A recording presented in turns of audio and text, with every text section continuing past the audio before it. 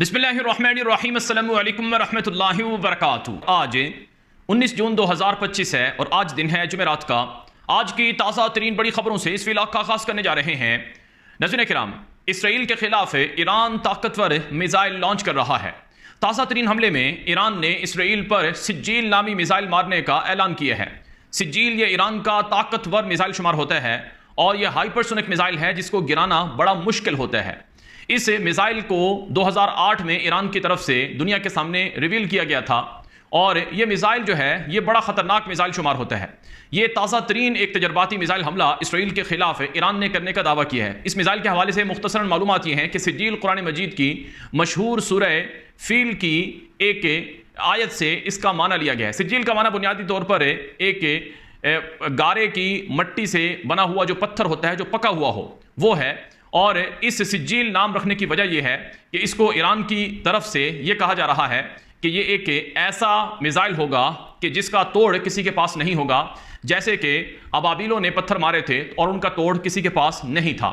तो ये एक मिसाइल जो है ये हाइपरसोनिक मिसाइल है। ये तकरीबन आवाज़ से तकरीबन ये 9 गुना तेज़ रफ्तार सफ़र करता है। बाज़ रिपोर्ट्स के मुताबिक ये तकरीबन 9000 किलोमीटर फी घंटा की रफ्तार से यह हदफ तक जाता है। यानी ये तकरीबन 6 से 10 मिनट के अंदर ये इसराइल पहुंच जाएगा। 1500-2000 किलोमीटर का फासला तय कर लेता है। और ये मिसाइल बड़ा ख़तरनाक इसलिए है कि ये फ़िज़ा से निकलकर खला की तरफ जाता है और फिर वहाँ से हदफ को निशाना बनाता है। और इस मिसाइल को गिराने के लिए अमेरिका के पास थॉड मिसाइल सिस्टम है और इसराइल के पास RO3 सिस्टम है, जिनको बड़ी मुश्किल पेश आ सकती है इस मिसाइल को गिराने के लिए, क्योंकि ये दुश्मन को कम से कम मौका देता है इंटरसेप्ट करने का। बहरहाल ये जो मिसाइल आज कई तकरीबन 10 से ज़ायद मिसाइल इस नौयत के मारे गए हैं और इन मिसाइलों को इसराइल ने इंटरसेप्ट करने का दावा किया है। और इसराइल ये कह रहा है कि इन मिसाइलों के जो टुकड़े थे वो अलबत्ता इसराइल में गिरे हैं, जिसमें कम से कम एक शख्स के ज़ख्मी होने की तस्दीक की गई है। और मुख्तलिफ तरह की जो रिपोर्ट्स हैं वो इसराइली मीडिया पर इस हवाले से नशर हुई हैं। अब ये एक मिसाइल नहीं है ईरान के पास जो इसराइल के खिलाफ लॉन्च किया गया। इससे पहले इसराइल के खिलाफ ईरान ने फत्ताह नामी जो मिसाइल है वो लॉन्च किया था, जो गुज़श्ता रात लॉन्च किए गए थे और उन मिसाइलों से इसराइल के अंदर काफ़ी धमाके हुए थे, यानी उनको रोका नहीं जा सका था। और इसी तरह से ईरान के पास दीगर मिसाइलों में खैबर मिसाइल है, ईरान के पास एक और कासिम सुलेमानी के नाम से मिसाइल है, और ईरान के पास दीगर ताकतवर मिसाइलों में खुरम शहर नामी एक मिसाइल है, और लॉन्ग रेंज, शॉर्ट रेंज और मिड रेंज के मिसाइल ईरान के पास मौजूद हैं। यानी बैलिस्टिक मिसाइल्स भी हैं और हाइपरसोनिक मिसाइल्स भी हैं और क्रूज मिसाइल भी ईरान के पास मौजूद हैं। और ये वो मिसाइल हैं जो अभी बाहरिया या नेवल जो फोर्सेज हैं उनकी तरफ से भी कोई मिसाइल लॉन्च नहीं किया गया है। तो सूरत हाल जो है वो बहुत पेचीदा होती हुई नजर आ रही है। वो कैसे? आज की खबर सुन लीजिए। ये ताज़ा तरीन खबर है जो ईरान की फौज है उन्होंने कहा कि हम इसराइल की जो फिजा है उस पर हमारा मुकम्मल कंट्रोल है, हमारे मिसाइल और ड्रोन वहां कामयाबी से जा सकते हैं, उन्हें इंटरसेप्ट नहीं किया जा सकता है। ये ईरान की फौज ने दावा किया है। इसराइली फौज दावा करती है कि हमारा ईरान के ऊपर मुकम्मल कंट्रोल है और हमारे जहाज वहां जाते हैं और उनको ईरान ना तो गिरा सकता है ना ही उनकी बमबारी को रोक सकता है। लेकिन आज एक खबर आई है, इसराइली वज़ीर आज़म नेतन्याहू ने अपने बयान में कहा है कि इसराइल को बड़ा नुकसान हुआ है, लेकिन इस नुकसान के बावजूद हम ईरान के खिलाफ कामयाबियां हासिल कर रहे हैं और ईरान को टफ टाइम दे रहे हैं और जल्द ईरान हमारे सामने हार जाएगा। ये इसराइली वज़ीर आज़म ने बयान किया। इसराइली वज़ीर आज़म ने अपने बयान में गज़ा के अंदर मारे जाने वाले फौजियों के ऊपर भी दुख का इजहार किया कि वहाँ भी उनके फौजी काफ़ी मरे हैं, लेकिन गज़ा में भी हम अपनी जंग जारी रखेंगे। दूसरी तरफ सुनिए क्या, जो ईरानी फौज है उन्होंने इसराइली शहरियों के नाम पैगाम जारी शुरू कर रखे हैं और ये कह रखा है कि वो इसराइल से निकल जाएं। और दूसरी तरफ इसराइल जो है वो ईरान के शहरियों के खिलाफ तेहरान वगैरह के अंदर पैगाम देता है कि वो उनको खाली कर दें। अब अमेरिका के सदर ट्रंप का आज एक बयान आया है जिसमें उन्होंने कहा कि अगला हफ्ता बड़ा सख्त है और अगले हफ्ते से पहले सूरत हाल बहुत बदल जाएगी। अमेरिकी सदर ट्रंप ने कहा कि मैं ईरान को कह रहा हूं कि तुम सरेंडर कर दो, मैंने तुम्हें 60 दिन दिए थे, वो बहुत थे, लेकिन तुम नहीं माने, तुमने गलतियां की हैं और तुम अपने मुल्क को तबाह कर रहे हो। अगर तुम अपने मुल्क को तबाह करने से बचाना चाहते हो तो आओ मेरे सामने सरेंडर कर दो। अमेरिकी सदर ट्रंप ने यह भी कहा कि जो खामनाई के हवाले से यानी सुप्रीम लीडर अली खामनाई के हवाले से सवाल हुआ तो उन्होंने कहा कि मैं उनको सिर्फ गुड लक कहना चाहता हूं कि यानी उनसे सवाल यह हुआ था कि वो आपकी बात नहीं मान रहे हैं, वो आपके सामने सरेंडर नहीं कर रहे हैं, तो फिर आप उनके साथ क्या करेंगे? तो ट्रंप ने कहा कि मैं उन्हें सिर्फ गुड लक कहना चाहता हूं। यानी इसका मतलब यह है कि ट्रंप और अमेरिका जो है वो सुप्रीम लीडर को भी निशाना बनाना चाहते हैं। लेकिन यहाँ पर एक और बड़ी खबर है कि ईरान अमेरिकी धमकियों के जवाब में कह रहा है कि अगर हम पर अमेरिका ने हमला किया तो हम अमेरिका के फौजी अड्डे जो मशरिक़ वस्ता में वाक़ हैं इनको उड़ा देंगे और फिर कोई फौजी अड्डा नहीं बचेगा। ये ईरान की तरफ से अमेरिका को धमकी दी गई है। और फिर यहाँ पर एक और बड़ी खबर आई है कि इसराइल से अमेरिका ने अपने शहरियों को निकालना शुरू कर दिया है। बरतानिया ने भी अपने जहाज़ भेजकर बिन गोरियन एयरपोर्ट पर अपने शहरियों को निकालना शुरू कर दिया है और अमेरिकी सफारत खाना जो तल अवीव के अंदर है और यरूशलेम के अंदर है उसे बंद रखने का ऐलान किया गया है अगले 2 से 3 दिन मजीद। और अमेरिकी मीडिया पर रिपोर्टें छप रही हैं कि अमेरिका के पास इतने मिसाइल नहीं हैं कि वो ईरान से एक तवील जंग में इसराइल की मदद कर सके। सादा लफ्ज़ों में जो थॉड मिसाइल सिस्टम है जो अमेरिका ने इसराइल को दे रखा है, और ताज़ा इतलात के मुताबिक जहाज़ों में भर भर कर मजीद बैटरियाँ आ रही हैं थॉड मिसाइल की, तो इतलात ये हैं कि अमेरिका के पास थॉड नोयत के जो मिसाइल्स हैं वो ज़्यादा नहीं है। इसलिए अमेरिका इस पर ना रहे कि अमेरिका जो है वो इस जंग को लंबे अरसे तक जारी रख सकता है। ये अमेरिकी मीडिया रिपोर्ट कर रहा है। फिर नाज़रीन इकराम, इसराइल के अंदर काफ़ी मसाइल हैं। मसलन इसराइल के जो शहरी हैं वो पिछले 6 दिनों से 6 रातों से वो शेल्टर्स के अंदर पनाह लेने पर मजबूर हैं। कोई कारोबार नहीं हो रहा है। 6 दिनों से इसराइल के अंदर एक एमरजेंसी की सिचुएशन है और फिर बहुत से इसराइली जो हैं वो इसराइल छोड़कर जा रहे हैं। और ये भी बताया जा रहा है कि उर्दन और मिस्र के जो बॉर्डर्स हैं या वहाँ की जो एयरपोर्ट्स हैं वो इसराइली शहरी इस्तेमाल कर रहे हैं, क्योंकि इसराइल के लिए तो जो फ़िज़ाई रूट्स हैं वो बंद हो चुके हैं। यहाँ पर आज की एक और खबर आई है फ्रांस से। फ्रांस के सदर इमानुएल मैक्रोन ने कहा कि इसराइल का ईरान पर हमला करना नाकाबिल फ़हम है। इमानुएल मैक्रोन ने यह भी कहा कि जो ईरानी साइंसदान थे और जो ईरान की जोहरी तनसीबात थी उनके अलावा भी इसराइल ने हमले किए हैं। इसराइल अगर हमले करता ईरान की जोहरी तनसीबात पर, साइंसदानों पर या उनके बैलिस्टिक मिसाइलों पर, तो एक बात चलो मान ली जाए इसराइल की, लेकिन इसराइल ने उन जगहों पर ईरान में हमले किए हैं जिनका कोई ताल्लुक नहीं था साइंसदानों से या बैलिस्टिक मिसाइलों से।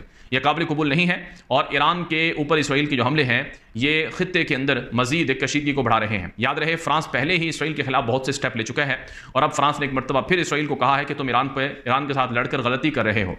यहाँ पर एक और खबर आई है तुर्की से। तुर्की के सदर तैयब एर्दोगान ने एक बड़ी स्पीच की है, एक खिताब किया है, जिसमें उन्होंने कहा कि ईरान जो कुछ कर रहा है ठीक कर रहा है। ये ईरान का कानूनी आईनी हक है कि उसके ऊपर हमला हुआ, उसका जवाब दे रहा है। उसने नेतन्याहू को कहा कि एक नेतन्याहू है जो हिटलर से भी आगे निकल गया है और इसकी वजह से पूरा खित्ता मशरिक़ वुस्ता ईंधन बना हुआ है। जो तुर्की सदर तैयब एर्दोगान का ये खिताब था, इस पर इसराइली वज़ीर ख़ारिजा जैतून सायर ने सख्त रद्द-ए-अमल दिया और कहा कि एर्दोगान जो है वो इसराइल के खिलाफ नफरत को बढ़ा रहा है। इसराइल दुश्मनी में पागल हो चुका है। और एर्दोगान के खिलाफ इसराइली वज़ीर ख़ारिजा ने और भी बहुत कुछ कहा, जिस पर तुर्की ने शदीद रद्द-ए-अमल दिया और कहा कि हमारे सदर और हमारे मुल्क के बारे में तुम इस तरह की गुफ्तगू नहीं कर सकते हो। तो यूं नाज़रीन इकराम, जो हालात हैं वो मशरिक़ वुस्ता के अंदर बहुत पेचीदा हैं। यहाँ पर ये बात समझें कि ईरान कोई छोटा मुल्क नहीं है। ईरान ना तो इराक है, ना ही अफगानिस्तान है और ना ही नाज़रीन इकराम लीबिया है। ईरान एक ताकतवर मुल्क है जिसके पास $35 ट्रिलियन से ज़ायद के मिनरल रिसोर्सेज हैं, यानी मादनियाती ज़खायर हैं। ईरान दुनिया में दूसरा मुल्क है जो सबसे ज़्यादा गैस पैदा करता है, चौथा मुल्क है जो सबसे ज़्यादा तेल पैदा करता है। ईरान दूसरा मुल्क है जो सबसे ज़्यादा तांबा पैदा करता है। ईरान दुनिया के टॉप 5 मुल्क में आता है जिसके पास सबसे ज़्यादा लोहे के ज़खायर मौजूद हैं। और इसके अलावा दुनिया की जो शहरग है, जिसे आबनाए हुर्मुज़ कहा जाता है, वो भी ईरान के कंट्रोल में है। अगर ईरान सिर्फ आबनाए हुर्मुज़ को बंद कर दे तो 20 से 30% जो दुनिया की तेल और गैस की तरसील है वो रुक जाएगी। यूरोप और अमेरिका के अंदर कोहराम मच जाएगा।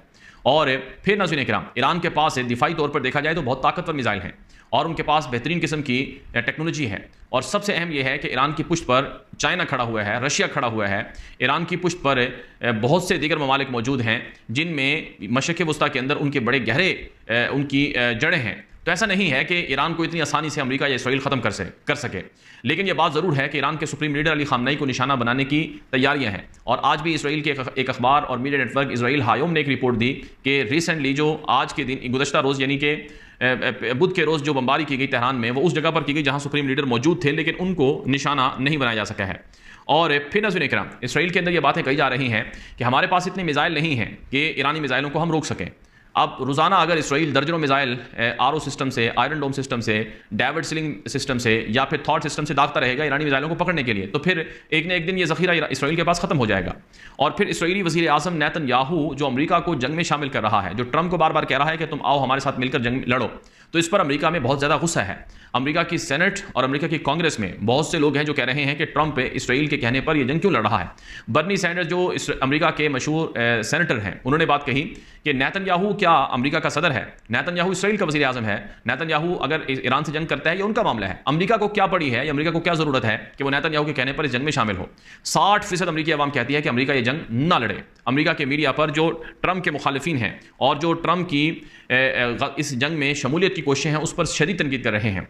यहाँ तक कि मशहूर जो टकर कार्लसन जो अमेरिका के मशहूर जो सहाफ़ी हैं, उनके ताज़ा तरीन जो उनके जो इंटरव्यूज़ आ रहे हैं, जो उनकी पॉडकास्ट आ रही हैं, उनमें वो शदीद अल्फाज में ट्रंप की इस जंग में शमूलियत को तनकीद का निशाना बना रहे हैं। और यहाँ तक कि जो इसराइल को डिफेंड करने वाले अमेरिकन कांग्रेसमैन हैं या अमेरिकन सेनेटर्स हैं, वो भी इन चीज़ों को डिफेंड नहीं कर रहे हैं। फिर नाज़रीन इकराम, बात याम नामी जो जगह थी तल अवीव में, जहाँ पर 3-4 दिन पहले ईरान के मिसाइल लगे थे, जहाँ पर वाइजमैन इंस्टीट्यूट भी थी जो उनकी बड़ी साइंस एंड टेक्नोलॉजी की रिसर्च इंस्टीट्यूट थी, वहाँ पर तकरीबन 1500 से ज़ायद ऐसे इसराइली शहरी हैं जो बग़ैर घरों के रह गए हैं।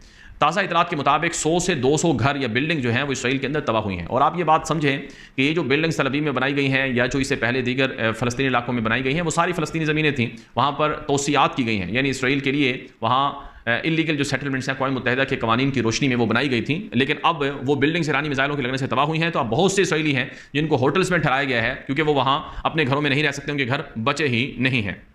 दूसरी तरफ नाज़रीन इकराम, इस वक्त जो मज़ीद तफसीलात आ रही हैं वो ये हैं कि इसराइल ने ईरान के मुख्तलिफ मकामात को निशाना बनाना शुरू कर रखा है। ताज़ा इतलात के मुताबिक तेहरान के अंदर एक पुलिस स्टेशन को निशाना बनाया गया, और करमान शाह जो इलाका है वहाँ पर एक फ़ौजी अड्डे को निशाना बनाने का दावा किया है। और इसके साथ साथ नाज़रीन इकराम, जो आज की एक और बड़ी खबर है वो ये है, इसके अलावा नाज़रीन इकराम जो आज की एक और बड़ी खबर है वो ये है कि इस वक्त मेरे सामने जो ब्रेकिंग न्यूज़ है CNN पर एक ताज़ा तरीन जो सर्वे नशर हुआ है उसमें बताया गया है कि जो डेमोक्रेट रिपब्लिकन पार्टी है वो अमेरिका की इसराइल की जंग में शमूलियत की पुरजोर हामी है। ट्रंप की जो जमात है वो इसराइल के साथ है, और जो दूसरी तरफ है जो बाइडन की जमात है, जो बाइडन की जमात है वो अमेरिका के इसराइल पर ईरान पर हमले को अगरचे वो सपोर्ट कर रही है जब ईरान न्यूक्लियर वेपन हासिल करे, वरना नहीं कर रहे हैं। तो अमेरिका के अंदर भी राय आमा बहुत तकसीम है, और फिर इसराइल के अंदर भी अवाम बार बार नेतन्याहू से मुतालबा कर रही है कि इतनी बड़ी जंग शुरू करने की आखिर क्या ज़रूरत थी। अब ज़रा बात कर लेते हैं कुछ मज़ीद खबरों की कि दोनों मुल्क एक दूसरे के खिलाफ साइबर अटैक भी कर रहे हैं। ईरान के कई टेलीविज़न को हैक करके उनके ऊपर ईरान की हुकूमत के खिलाफ जो मवाद था वो नशर किया गया। इसी तरह से जो ईरान की साइबर फोर्स है वो इसराइल के ऊपर अटैक इस तरह के कर चुकी है। लेकिन एक और ख़बर ये आई है कि जो क्रिप्टो करेंसी से वाबस्ता जो ईरानी हुकूमत के ज़ेर इस्तेमाल जो सिस्टम्स थे उनको हैक किया गया है, और कोई $1 अरब से ज़ायद की जो करेंसीज थी उनको उड़ा दिया गया है या उनको चोरी कर लिया गया है। फिर नाज़रीन इकराम, जो एक और बड़ी खबर है इस वक्त रिपोर्ट हो रही है ईरान से, वो ये है कि ईरान में जासूसों का घेरा बड़ा तंग कर दिया गया है। जासूस बड़े पैमाने पर पकड़े जा रहे हैं, और रोज़ाना बल्कि हर घंटे में कोई ना कोई खबर आ रही है। बताया जाता है कि ईरान के अंदर औरतें और लड़कियां थीं जो मोसाद की एजेंट निकली हैं, यानी सिर्फ मेल नहीं थे बल्कि फ़ीमेल भी थीं जो बड़ी तादाद में एजेंट थी, जासूस थीं। तो जासूसों का घेरा बड़ा तंग कर दिया गया है। हर शहर में छापे मारे जा रहे हैं, नई गाड़ियां पकड़ी जा रही हैं जिनमें ड्रोन वगैरह छुपाए गए थे, घर पकड़े जा रहे हैं, और फैक्ट्रियां पकड़ी जा रही हैं जहां पर ड्रोन और असलहा बनाया जाता था। तो और अब खबरें यह चल रही हैं कि इसराइल की मोसाद एजेंसी ने मजीद ऐलान शुरू कर दिए हैं कि अगर कोई हमारे साथ ताउन करना चाहे ईरान के अंदर से तो वो आ जाए और हमारे साथ शामिल हो जाए, नहीं हमारा एजेंट बन जाए, हम उसको मदद देंगे, उसको पैसे देंगे। बात कर लेते हैं नाज़रीन हम गज़ा से। गज़ा के अंदर सूरत हाल बहुत ख़राब है। गज़ा में इंसानी इमदाद नहीं मिल रही है, यानी कि वहाँ लोग आटे को तरस गए हैं, रोटी को तरस गए हैं, पानी को तरस गए हैं, और लोग इमदाद लेने जाते हैं तो उन्हें आगे से गोलियां खाना पड़ती हैं, यानी गोलियां मार कर उन्हें शहीद कर दिया जाता है। और ये सूरत हाल बहुत पेचीदा है। दूसरी तरफ है आज इसराइल के एक फौजी की हलाकत का ऐलान इसराइली फौज ने किया है, जिसका मतलब यह है कि इसराइली फौजी भी वहाँ पर भारी कीमत अदा कर रहे हैं। नेतन्याहू भी अपने बयान में कह चुका है कि गज़ा के अंदर हमारे रिसेंटली कई फौजी जख्मी हुए हैं और कई फौजी मारे गए हैं। तो गज़ा की सूरत हाल बदस्तूर वहीं की वहीं खड़ी हुई है। अब दुनिया गज़ा को बुलाकर ईरान और इसराइल की तरफ मुतवज्जे हो गई है, जो एक तरह से नेतन्याहू की कोशिश भी थी कि जब पूरी दुनिया उसके खिलाफ हुई और गज़ा की जंग करने का प्रेशर उस पर बढ़ा तो उसने ईरान का महाज खोल दिया, और अब दुनिया जो है वो गज़ा से डाइवर्ट होकर ईरान की तरफ आ गई है। बहरहाल अब तक की ताज़ा मालूमात है, हमारे एक्स अकाउंट को लाजमी फॉलो करें, वहाँ पर आपको बहुत सी फोटोज और वीडियोस ब्रेकिंग न्यूज़ मिलेंगी। और इसके अलावा हमारा दूसरा यूट्यूब चैनल टॉप 5 न्यूज़ भी है, उसे भी फॉलो कर लें, सब्सक्राइब कर लें। इस चैनल को भी फॉलो करें, सब्सक्राइब करें, आगे नशर कर लें। इजाज़त दीजिए, अस्सलाम वालेकुम रहमतुल्लाहि व बरकातुहू।